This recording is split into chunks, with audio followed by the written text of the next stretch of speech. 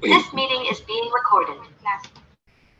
Okay, so good morning. Our topic for today is about the continuation of the people sourcing. No, so selection tests are used to provide valid and reliable evidence of levels of abilities, intelligence, personality characteristic, aptitude, and attainments. They typically supplement the information obtained from an overview. So to give us more details about the topic, let us all welcome our presenter.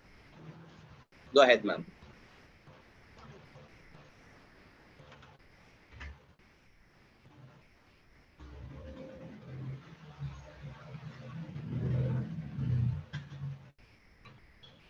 Classmates, my topic for today is all about people resources.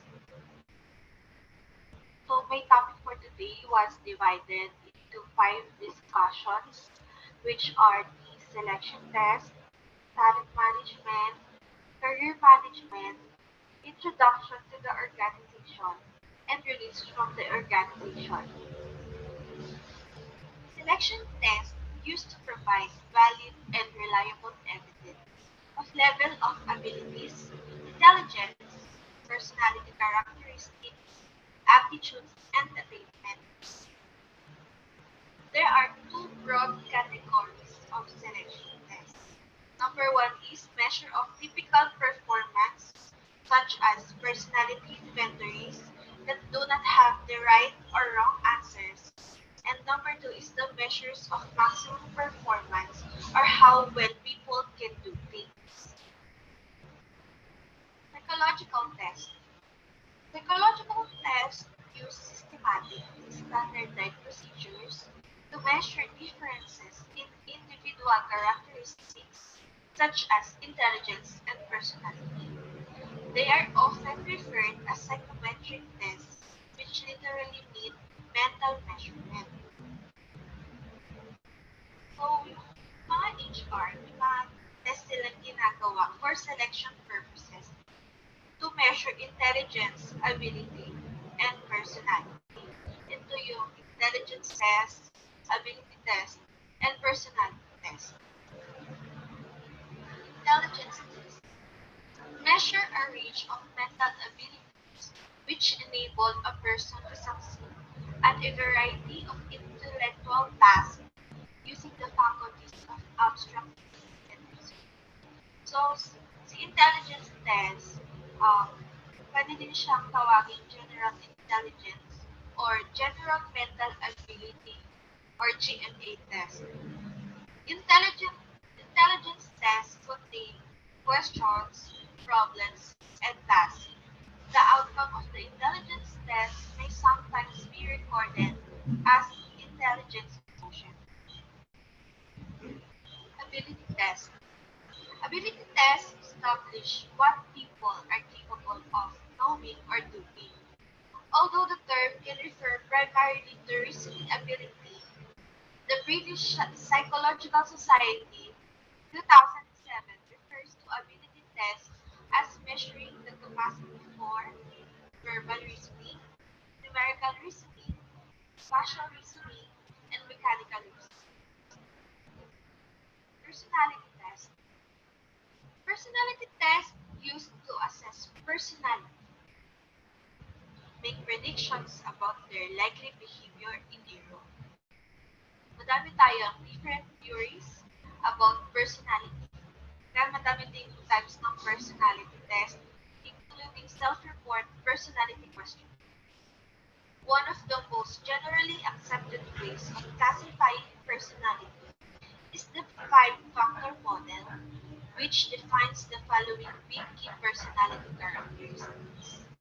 Number one is extroversion or introversion. Number two is emotional stability.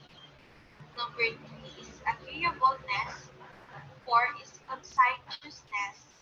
And five is openness to experience.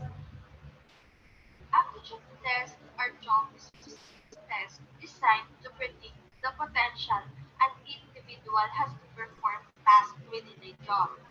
Aptitude tests should be properly validated.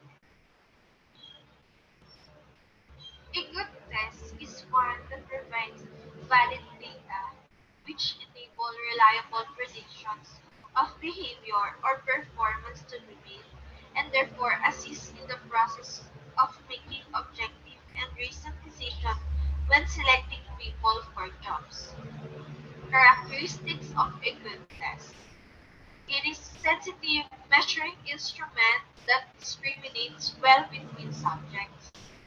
Number two, it has been standardized on a representative and sizable sample of the population for which it is intended so that any individual scores can be interpreted in relation to that of others.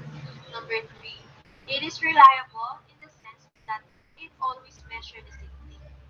A test aimed at measuring a particular characteristic, such as intelligence, should measure the same characteristic when applied to different people at the same or a different time, or to the same person at different times. And four, it is valid in the sense that it measures the characteristic the test is intended to measure. Thus, an intelligence test should measure intelligence and not simply verbal facility. A test meant to predict success in a job or in the passive examinations should produce reasonably convincing predictions. There are five types of validity. Number one is the predictive validity, which predicts future behavior. Number two is the concurrent validity, the extent to which a test score differentiates individuals in relation to a criterion or standard of performance external to the test. Number three, content validity, the extent to which the test is clearly related to the characteristics of the job or role for which it is being used as measuring instrument. Number four, face validity, the extent to which the test looks or feels right in the sense that it is measuring what it's supposed to measure. And number five is constructive validity, the extent to which the test measures a particular construct or characteristic. Measuring validity. A criterion-related approach is used to assess validity. This means selecting criteria against which the validity of the test can be measured. These criteria must reflect true performance at work as accurately as possible. A single criterion is inadequate. Multiple criteria should be used. The extent to which the criteria can be contaminated by other factors should also be considered, and it should be remembered that criteria are dynamic. They will change over time. Test results can be interpreted by the use of norms or through criterion scores. Norms simply tells us how someone has performed the test relative to other people, while criterion scores is an approach to use the relationship between test score and an indication of what the test is designed to measure. Choosing test. In choosing a test, you have to meet the four criteria of sensitivity, standardization, reliability, and validity. The use of tests in a selection procedure. Tests are often used as a part of selection procedure for occupations where a large number of recruits are required and where it is not possible to rely entirely on examination results or information about previous experience as the basis for predicting future performance. Talent consists of those individuals who can make a difference to organizational performance, either through their immediate contribution or in the longer term by demonstrating the highest level of potential. Talent management is a process of identifying, developing, recruiting, retaining, and deploying talented people. The term talent management may simply refer to management succession planning and management development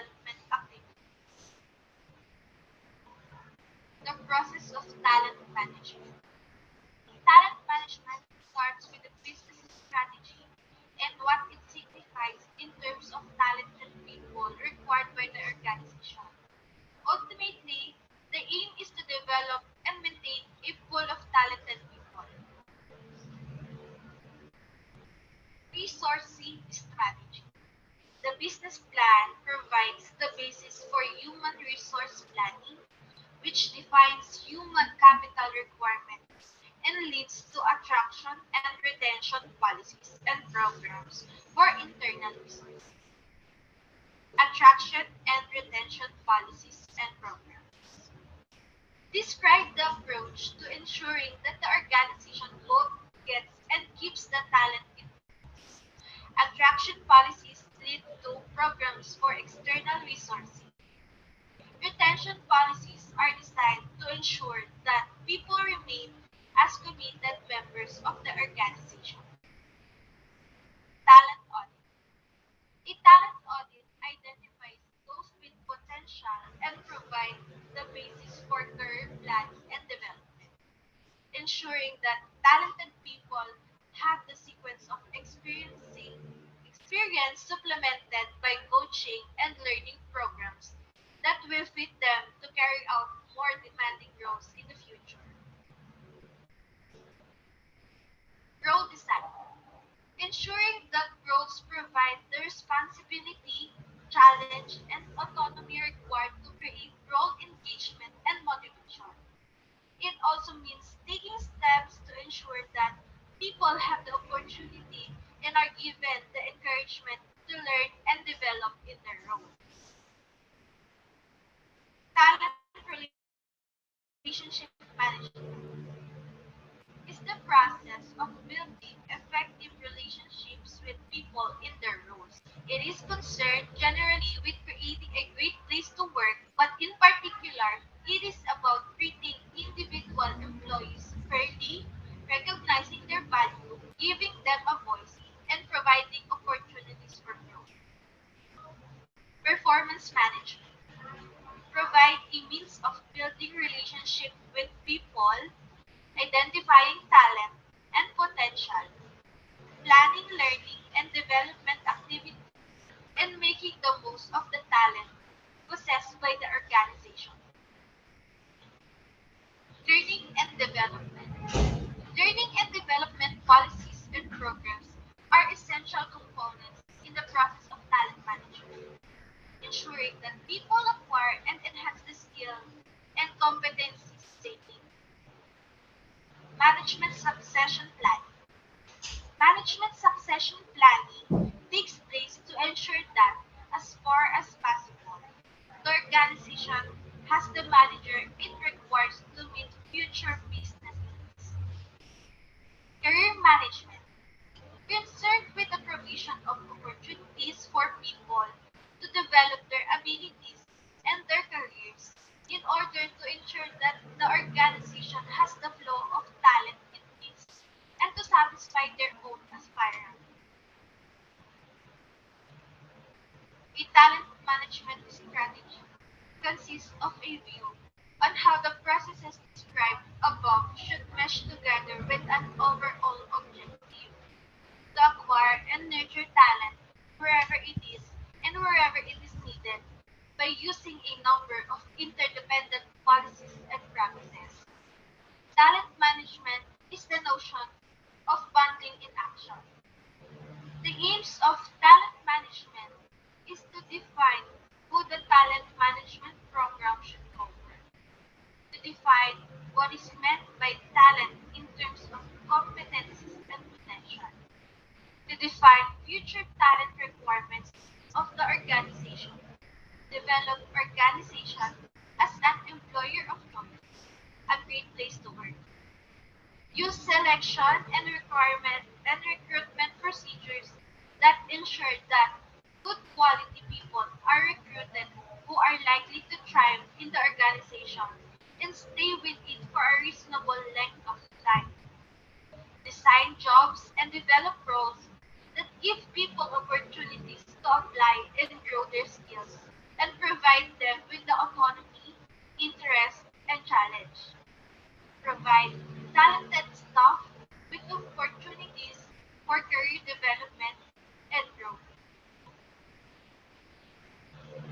to create a working environment in which work processes and facilities enable rewarding jobs and roles to be designed and developed, to provide scope for achieving a reasonable balance between working in an organization and life outside the work, to develop a positive psychological contract, to develop the leadership qualities of line managers, to recognize those with talent by rewarding excellence, enterprise, and achievement, conduct talent audits that identify those with potential and those who might leave the organization, and to introduce managed succession planning procedure that identify the talent available to meet future requirements and indicate what management development activities are required. Management succession planning is the process of assessing and auditing the talents in the organization in order to answer three fundamental questions. Number one, are there enough potential? Number two, are they good enough? Number three, have they the right skills and competencies for the future? Succession planning is based on the information about managers gained from supply and demand forecast, talent audits and performance, and potential recruits. In some large organizations, in which demand and supply forecasts can be made accurately, highly formalized succession planning process exists based on the sort of management succession schedule. Career management.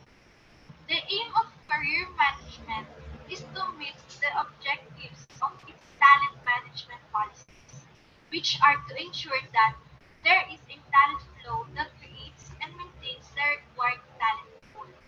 For employees, the aims of career management policies are to give them the guidance, support, and encouragement they need to fulfill their potential and achieve a successful career with the organization in tune with their talents and ambitions. Career stages. The stages of a career within an organization can be described as career life cycle. Number one is the entry to the organization, when an individual can begin the process of self-directed career planning. Number two is the progress within particular areas of work where skills and potential are developed through experience, training, coaching, mentoring, and performance management. Number three, mid-career. When some people will still have good career prospects while others may have got as far as they are going to get, or at least feel that they have, it is necessary to ensure that these platoon people do not lose interest at this stage by taking such steps as providing them with cross-functional moves, job rotation, special assignments, recognition and rewards for effective performance. Now, number four, later career. Later career when individuals may have settled down at whatever level they have reached, but are beginning to be concerned about the future. They need to be treated with respect as people who are still making a contribution and given opportunities to take on new challenges wherever this is possible. They may also need reassurance about their future with the organization and what is it to happen to them when they leave. Number five, end of career. End of career with the organization is the possibility of facing disengagement by being given the chance to work part-time for a period before they finally have to go should be considered as at this stage. Career management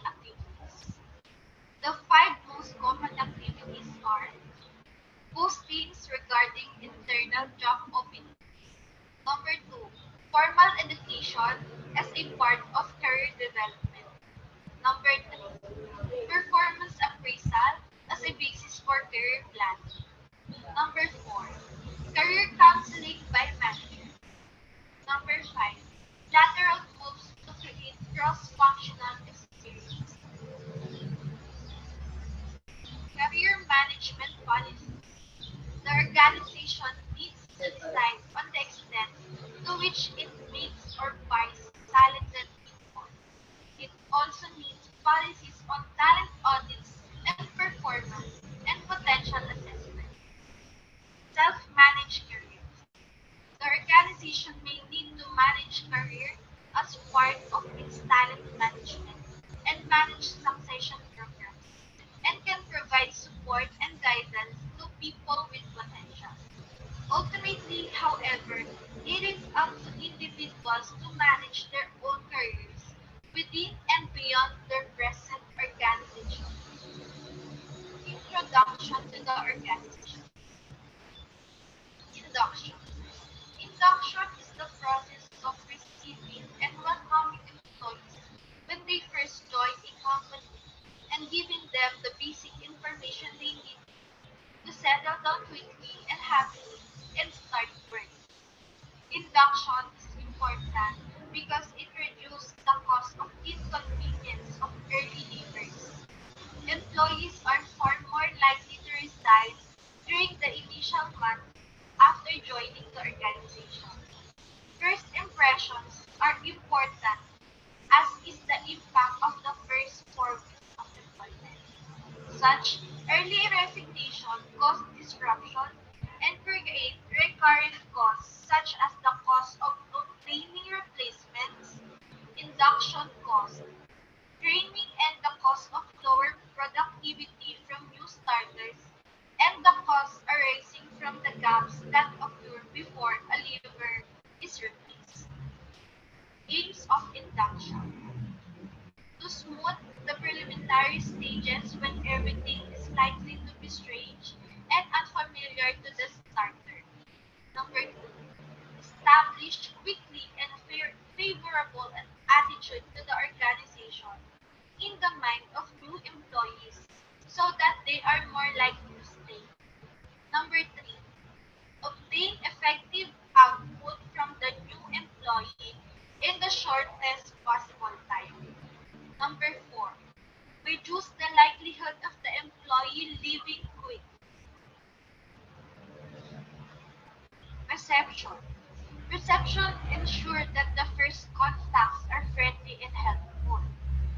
Checklist for reception by phone. Number one is to ensure that the person whom the starter first meets knows of their pending arrival and what to do next. Number two is to set a reporting time which will avoid the risk of the starter turning up before the reception or office staff arrive. Number three is to train reception staff in the need for friendly and efficient helpfulness towards new starters. If the new starter has to go to another location immediately after reporting, provide a guide unless the route to the other location is very straightforward.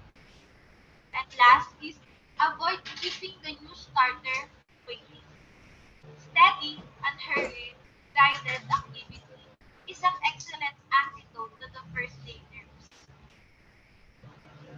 Documentation. A variety of documents can be issued to employees, including safety rules and safety literature, a company rule book, or an employee handbook. Initial brief. Company induction procedures should not rely on the printed word. The member of the HR department or other individual who is looking after new employees should run through the main points with each individual or when larger numbers are being taken on with groups of people. Release from the organization. One of the most demanding areas of human resource management in organizations is in handling arrangements for releasing people through redundancy, dismissal, or retirement.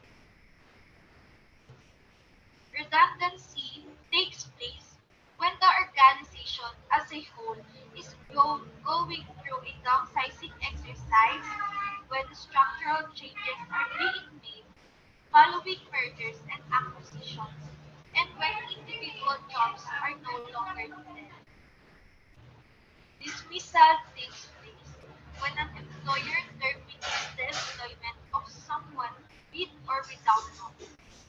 A contract can be terminated as a result of demotion or transfer as well as dismissal.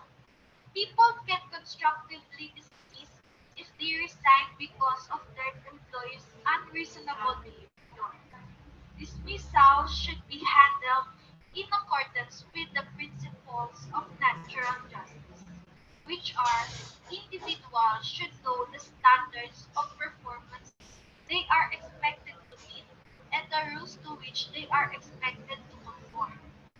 They should be given a clear indication of where they are failing or what rules they have broken. Except in cases of gross misconduct, they should be given an opportunity to improve before disciplinary action is taken. Stages in a disciplinary procedure.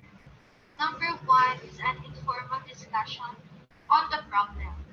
Number two is a first written warning.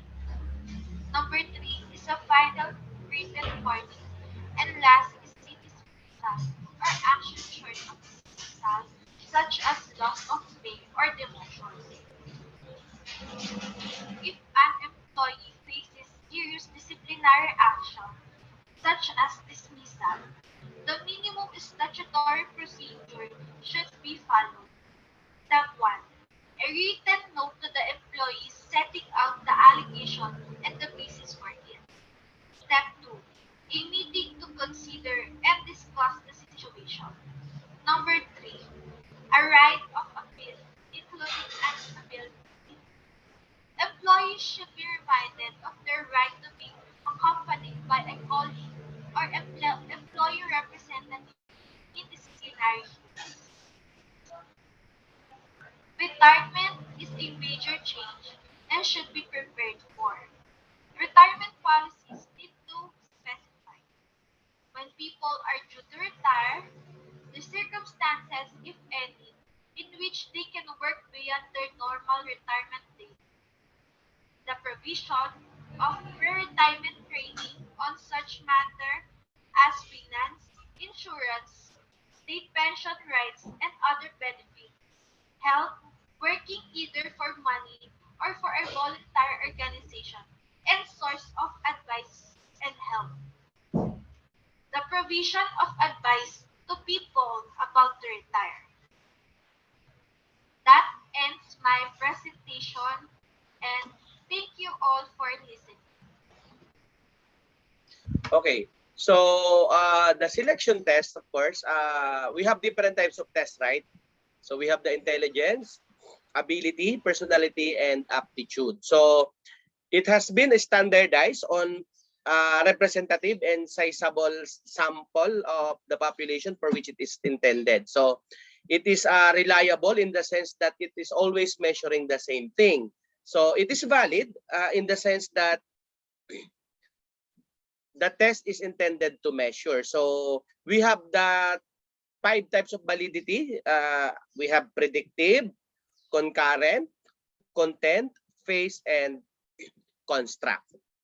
So the test result can be interpreted by the use of norms or true criterion scores. No, so in choosing a test, it is essential to meet the 4 criteria of sensitivity: standardization, reliability, and validity. So while validated intelligence and personality tests can produce useful data, they should not be relied on entirely. It is best to combine terms in a selection procedure with structured interviews. Okay. Now, the Another thing that we need to consider, of course, is the meaning of the talent management. Okay, so talented people possess special gifts, no? Abilities and aptitudes that enable them to perform effectively. So, talent management is the process of identifying, developing, recruiting, retaining, and deploying those talented people. So, the talent management start with the business strategy and what it signifies in terms of the talented people required by the organization. So ultimately, it aims to develop and maintain a pool of talented people. No? Each element are resourcing strategies, attraction and retention programs. So role design, talent relationship management,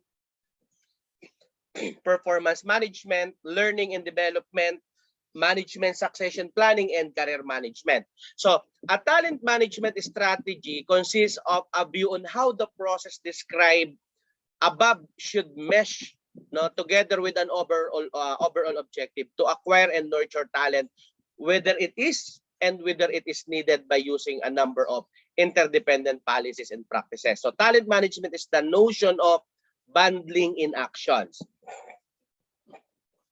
Now, management succession planning is the process of assessing and auditing the talent in the organization in order to answer three fundamental questions. So number one, are there enough potential successor available? A supply of people coming through can take key roles in the longer term. Number two, are they good enough? And number three, do they have the right skills and competencies for the future? So another thing, of course, is the aims of career management. So for the organization, the aim of career management is to meet the objective of its talent management policies, which are to ensure that there is a talent flow that creates and maintains the required talent pool. So for employees, the aims of career management policies are to give them the guidance, support, and encouragement they need to fulfill their potential and achieve a successful career with the organization in tune with their talents and ambition. So career stages, entry to the organization, progress within particular areas of work, mid-career, later career, and end career. So the 5 most common activities in career management, of course, posting regarding internal job openings, formal education as part of the career development, performance appraisal as a basis for career planning, career counseling by manager, and lateral moves to create cross-functional experience. So the organization needs to decide on the extent to which it makes or buys. No? Talented people, no, grows from within or recruits from outside. It also needs policies on talent audits and performance and potential assessment. So the organization may need to manage career as part of its talent management and management succession programs, and can provide support and guidance to people with potential. So ultimately, however, it is up to individuals to manage their own careers within and beyond their present organization. So when it comes to the induction to the organizations, no, the aims actually is to have a smooth the preliminary stages when everything is likely to be strange and unfamiliar to the starter, no? Of course, another aims is to establish quickly a favorable attitude to the organization in the mind of new employees so that they are more likely to stay. We need to also to obtain effective output from the new employees in a shortest possible time and reduce the likelihood of the employee leaving quickly. So induction is important because it reduces the cost and inconvenience of early leavers. Now, employees are far more likely to resign during the initial months after joining the organization because first impressions are important as the impact of the first to 4 weeks of employment. No, such early resignation cause disruption and create recurrent costs. No, so ensure that the first contracts are friendly and helpful. No? So we need also a variety of documents can be issued to employees, including safety rules and safety literature, a company rule, or an employee handbook. So we have an initial briefing, no? Company induction, procedures should not rely on the printed word, no? The member of the HR department or other individual who is looking after new employees should run, no, through the main points with each individual or when larger numbers are being taken on with the other group of people. So new starters will be concerned about who they are going to work for. Of course, their immediate supervisor or their team leader. Who they are going to work with, what work they are going to do on their first day, and the geographical layout of their place of work. Location of entrance, exits, lavatories, restroom, and the canteen. So, formal induction courses can provide for new starters to be assembled in group so that a number of people can be given consistent and comprehensive information. At the same time, that may not be forthcoming if reliance is placed solely on team leaders. So a formal course is an opportunity to deliver messages about the organizations, its products and services, its mission, and the values and visions of the organization. So we have also what we call the, on-the-job induction training. No? Most new starters other than those or formal trainings, schemes will learn on the job, although this may be supplemented with the special of-the-job courses to develop particular skills or knowledge. And the last part, of course, is as what our presenter is the release from the organization. If unfortunately redundancy has to take place, it's necessary to plan ahead, no, seeking and implementing methods of avoiding redundancy as far as possible, making arrangement for voluntary redundancy and helping people to find jobs, no, outplacement. So HR usually has the onerous responsibility of handling the redundancy itself if all else fails. So, excuse, dismissal, no, takes place when an employer terminates the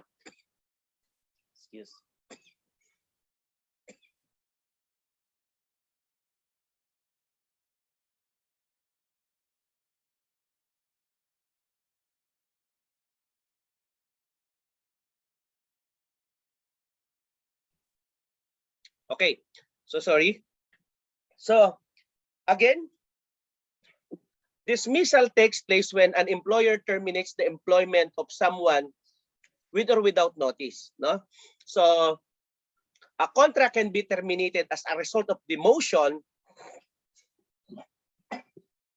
or transfer as well as dismissal. Now, people can be constructively dismissed if they resign because of their employer's unreasonable behavior. So when it comes to the retirement, it is necessary, no, that retirement policy need to specify, no, when people are due to retire, the circumstances, if any, in which they can work beyond their normal retirement date, the provision of pre-retirement training on such matters as finance, insurance, state pension rights, and other benefits, health, working either for money or for the voluntary organization, and sources of advice and help. The provision of advice to organizations. So I think that's it for this topic.